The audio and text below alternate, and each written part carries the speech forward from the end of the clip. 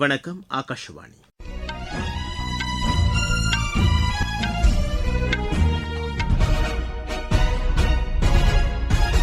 செய்திகள் வாசிப்பவர் முகமது. தலைப்புச் செய்திகள். மேற்காசிய பிரச்சினைக்கு சம்பந்தப்பட்ட அனைத்து தரப்பினரும் அமைதியான முறையில் தீர்வு காண வேண்டும் என்பதே இந்தியாவின் நிலைப்பாடு என்று பிரதமர் திரு நரேந்திர மோடி கூறியுள்ளார். துறைமுகம் சார்ந்த வளர்ச்சிப் பணிகளுக்கு மத்திய அரசு ஊக்கமளித்து வருவதாக கப்பல் போக்குவரத்து துறை அமைச்சர் திரு சர்பானந்த சோனோவால் கூறியுள்ளார். அசாம், கேரளம், புதுச்சேரி சட்டப்பேரவைக்கு அடுத்த மாதம் 9ஆம் தேதி நடைபெறவுள்ள தேர்தலுக்கான வேட்புமனு தாக்கல் இன்று நிறைவடைந்தது. உத்தரப்பிரதேசத்தில் சேமிப்பு கிடங்கின் மேற்கூரை இடிந்து விழுந்ததில் 4 பேர் உயிரிழந்தனர், 12 பேர் காயமடைந்தனர். ஐசிசியின் கடந்த மாதத்திற்கான சிறந்த ஆட்டக்காரர் விருது மகளிர் பிரிவில் இந்தியாவின் அருந்ததி ரெட்டிக்கு அறிவிக்கப்பட்டுள்ளது. இனி விரிவான செய்திகள். மேற்காசிய பிரச்சினைக்கு சம்பந்தப்பட்ட அனைத்து தரப்பினரும் அமைதியான முறையில் தீர்வு காண வேண்டும் என்பதே இந்தியாவின் நிலைப்பாடு என்று பிரதமர் திரு நரேந்திர மோடி கூறியுள்ளார். இன்று மக்களவையில் இப்பிரச்சினை குறித்து உரையாற்றுகையில் அவர் இவ்வாறு கூறினார். பதற்றத்தை தணிப்பதற்கும் பிரச்சினைக்கு தீர்வு காண்பதற்காக மேற்கொள்ளப்பட்ட அனைத்து நடவடிக்கைகளுக்கும் இந்தியா ஆதரவு அளிக்கும் என்று அவர் தெரிவித்தார். மேற்காசியாவில் நிலவும் சூழ்நிலை கவலையளிப்பதாக கூறிய அவர் அங்கு 1 கோடிக்கும் மேற்பட்ட இந்தியர்கள் வசித்து வருவதாக குறிப்பிட்டார். இப்பிரச்சினை தொடர்பாக மத்திய அமைச்சர்கள் திரு ஜெய்சங்கர், திரு ஹர்தீப் சிங் புரி ஆகியோர் மக்களவையில் ஏற்கனவே விரிவாக எடுத்துரைத்ததை அவர் சுட்டிக்காட்டினார். இந்த பிரச்சினை காரணமாக பெட்ரோலிய பொருட்கள் மற்றும் சமையல் எரிவாயு விநியோகம் பாதிக்கப்படக்கூடாது என்பதில் தமது அரசு கூடுதல் முக்கியத்துவம் அளித்துள்ளதாக அவர் தெரிவித்தார். இதுவரை 3,70,000க்கும் மேற்பட்ட இந்தியர்கள் அப்பகுதியில் இருந்து அழைத்து வரப்பட்டுள்ளதாகவும் அவர் கூறினார். அதிகரித்து வரும் எரிசக்தி தேவையை பூர்த்தி செய்வதற்கு ஏதுவாக மாற்று எரிசக்தி பயன்பாட்டிற்கு ஊக்கமளிக்கப்பட்டு வருவதாகவும் திரு நரேந்திர மோடி தெரிவித்தார். மேற்காசியாவில் நிலவும் சூழ்நிலையை கண்காணிப்பதற்கென அமைச்சர்களுக்கு இடையேயான குழு ஒன்றை மத்திய அரசு ஏற்படுத்தியுள்ளது. இது தொடர்பாக உணவு அமைச்சர் திரு பிரஹத் ஜோஷி வெளியிட்டுள்ள செய்திக்குறிப்பில் அத்தியாவசிய பொருட்கள் தடையின்றி விநியோகம் செய்யப்படுவதை இந்த குழு கண்காணிக்கும் என்றார். பொருளாதார வளர்ச்சிக்கு எவ்வித பாதிப்பும் ஏற்படாமல் இருப்பதை உறுதி செய்வதற்கான நடவடிக்கைகள் குறித்தும் இந்த குழு ஆய்வு செய்யும் என்று அவர் கூறினார். விவசாயிகளுக்கு உரங்கள் தடையின்றி விநியோகம் செய்யப்படுவதை உறுதி செய்யுமாறு பிரதமர் அறிவுறுத்தியிருப்பதாகவும் திரு பிரஹத் ஜோஷி தெரிவித்தார். நாட்டு நலனை மட்டுமே கருத்தில் கொண்டு பிரதமர் திரு நரேந்திர மோடி செயல்பட்டு வருவதாக மத்திய அமைச்சர் திரு சிவராஜ் சிங் சௌஹான் கூறியுள்ளார். இன்று புதுதில்லியில் செய்தியாளர்களிடம் பேசிய அவர் தேர்ந்தெடுக்கப்பட்ட அரசின் தலைவராக அதிக நாட்கள் பணிபுரிந்தவர் என்ற சாதனையை பிரதமர் படைத்திருப்பதாக கூறினார். குஜராத் முதலமைச்சராகவும் பிரதமராகவும் 8,931 நாட்களை திரு நரேந்திர மோடி நிறைவு செய்துள்ளது சாதனை என்றும் அவர் தெரிவித்தார். விடுமுறையின்றி திரு நரேந்திர மோடி பணியாற்றி வருவதாகவும் திரு சிவராஜ் சிங் சௌஹான் கூறினார். துறைமுகம் சார்ந்த வளர்ச்சிப் பணிகளுக்கு மத்திய அரசு ஊக்கமளித்து வருவதாக கப்பல் போக்குவரத்து துறை அமைச்சர் திரு சர்பானந்த சோனோவால் கூறியுள்ளார். இன்று விசாகப்பட்டினத்தில் மிகப்பெரிய அளவிலான வர்த்தக வளாகத்தை திறந்து வைத்து அவர் பேசினார். விசாகப்பட்டினம் துறைமுக ஆணையத்திற்கு சொந்தமான நிலத்தில் இந்த வளாகம் கட்டப்பட்டுள்ளதாகவும் அமைச்சர் தெரிவித்தார். கனிம வளங்களை பாதுகாப்பதற்கு உயர் முன்னுரிமை அளிக்கப்பட்டிருப்பதாக நிலக்கரித்துறை அமைச்சர் திரு கிஷன் ரெட்டி தெரிவித்துள்ளார். இன்று புதுதில்லியில் நிகழ்ச்சி ஒன்றில் பேசிய அவர் நாட்டின் வளர்ச்சியில் கனிம வளங்கள் முக்கிய பங்கு வகிப்பதாக குறிப்பிட்டார். தேசிய அரிய வகை கனிமங்கள் இயக்கம் தொடங்கப்பட்டுள்ளதையும் அமைச்சர் சுட்டிக்காட்டினார். ஊரக வளர்ச்சித்துறையின் நிர்வாக செயல்பாடுகளை மேம்படுத்தும் வகையில் உள் தணிக்கைக்கான இணையதளத்தை மத்திய அரசு தொடங்கியுள்ளது. தணிக்கை நடவடிக்கைகளை நவீனப்படுத்தும் நோக்கில் இந்த நடவடிக்கை மேற்கொள்ளப்பட்டிருப்பதாக ஊரக வளர்ச்சித்துறையின் செய்திக்குறிப்பு தெரிவிக்கிறது. ஊரக வளர்ச்சித்துறையின் சார்பில் செயல்படுத்தப்படும் திட்டங்களின் செயல்பாடுகளை கண்காணிப்பதற்கு இது உதவிடும் என்றும் இதன் மூலம் சேவை மேம்படும் என்றும் அதில் குறிப்பிடப்பட்டுள்ளது. நீங்கள் கேட்டுக்கொண்டிருப்பது ஆகாஷவாணியின் செய்தி அறிக்கை.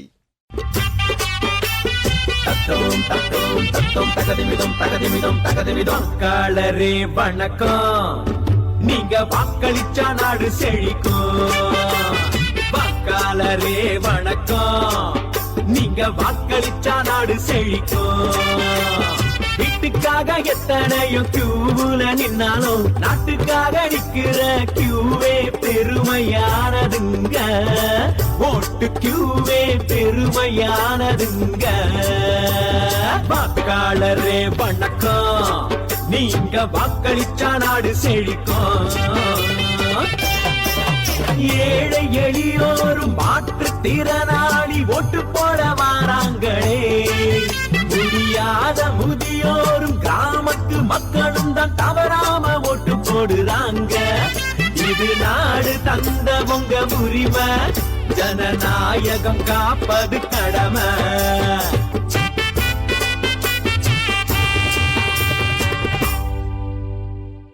அசாம், கேரளம், புதுச்சேரி சட்டப்பேரவைக்கு அடுத்த மாதம் 9ஆம் தேதி நடைபெறவுள்ள தேர்தலுக்கான வேட்புமனு தாக்கல் இன்று நிறைவடைந்தது.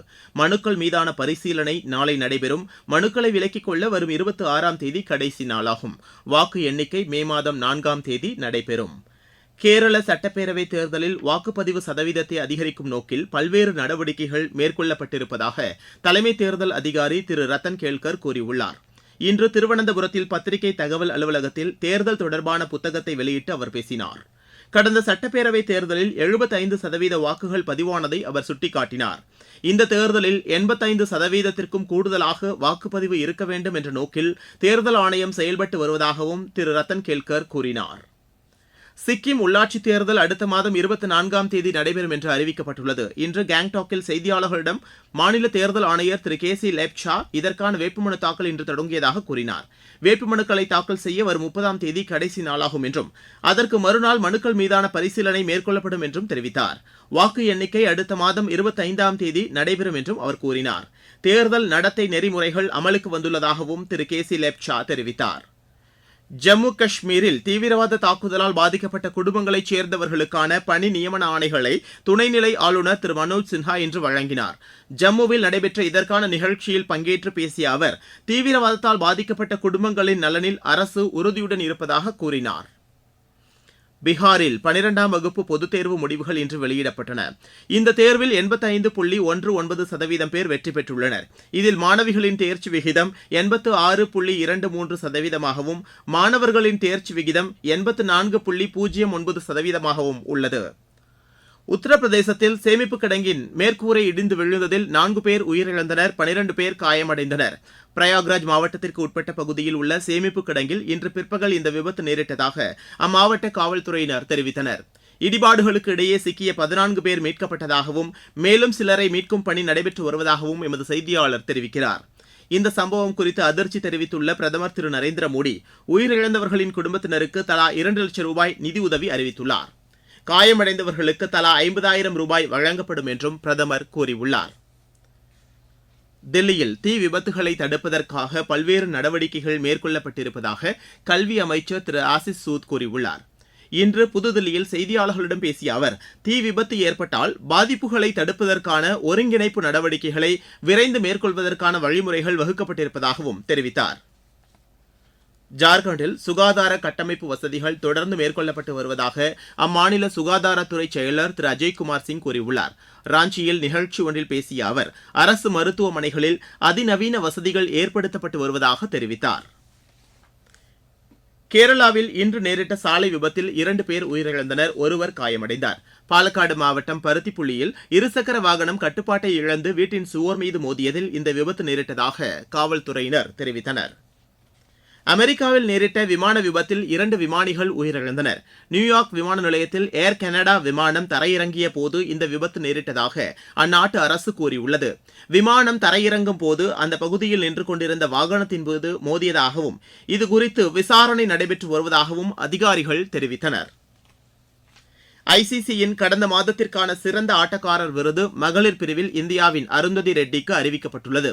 ஆஸ்திரேலியாவுக்கு எதிரான 2020 கிரிக்கெட் போட்டித் தொடரில் சிறப்பாக ஆடியதை அடுத்து அவருக்கு இந்த விருது அறிவிக்கப்பட்டுள்ளது. ஆசிய கோப்பை வில்வித்தை போட்டியில் இந்தியாவின் ராஜ் கவுர் காலிறுதிக்கு முந்தைய சுற்றுக்கு முன்னேறியுள்ளார். பாங்காக்கில் நடைபெற்று வரும் இப்போட்டியின் தகுதிச் சுற்றில் பெற்ற கூடுதல் புள்ளிகள் அடிப்படையில் அவர் காலிறுதிக்கு முந்தைய சுற்றுக்கு தகுதி பெற்றார். சிகிதா, ஸ்வாதி, தேஜலும் காலிறுதிக்கு முந்தைய சுற்றுக்கு முன்னேறியுள்ளனர். மகளிர் மற்றும் கலப்பு குழுவிலும் இந்தியா காலிறுதிக்கு முந்தைய சுற்றுக்கு முன்னேறியுள்ளது. ஆசிய குழு ஸ்குவாஷ் சாம்பியன் போட்டி ஒத்திவைக்கப்படுவதாக அறிவிக்கப்பட்டுள்ளது. இஸ்லாமாபாத்தில் அடுத்த மாதம் 14ஆம் தேதி தொடங்கி 18ஆம் தேதி வரை நடைபெறவிருந்த போட்டி வளைகுடா நாடுகளில் நிலவும் சூழ்நிலை காரணமாக ஒத்திவைக்கப்படுவதாக ஆசிய ஸ்குவாஷ் சம்மேளனம் கூறியுள்ளது. மீண்டும் தலைப்புச் செய்திகள். மேற்காசிய பிரச்சினைக்கு சம்பந்தப்பட்ட அனைத்து தரப்பினரும் அமைதியான முறையில் தீர்வு காண வேண்டும் என்பதே இந்தியாவின் நிலைப்பாடு என்று பிரதமர் திரு நரேந்திர மோடி கூறியுள்ளார். துறைமுகம் சார்ந்த வளர்ச்சிப் பணிகளுக்கு மத்திய அரசு ஊக்கமளித்து வருவதாக கப்பல் போக்குவரத்து துறை அமைச்சர் திரு சர்பானந்த சோனோவால் கூறியுள்ளார். அசாம், கேரளம், புதுச்சேரி சட்டப்பேரவைக்கு அடுத்த மாதம் 9ஆம் தேதி நடைபெறவுள்ள தேர்தலுக்கான வேட்புமனு தாக்கல் இன்று நிறைவடைந்தது. உத்தரப்பிரதேசத்தில் சேமிப்பு கிடங்கின் மேற்கூரை இடிந்து விழுந்ததில் 4 பேர் உயிரிழந்தனர், 12 பேர் காயமடைந்தனர். ஐசிசியின் கடந்த மாதத்திற்கான சிறந்த ஆட்டக்காரர் விருது மகளிர் பிரிவில் இந்தியாவின் அருந்ததி ரெட்டிக்கு அறிவிக்கப்பட்டுள்ளது. இத்துடன் இந்த செய்தி அறிக்கை நிறைவடைகிறது.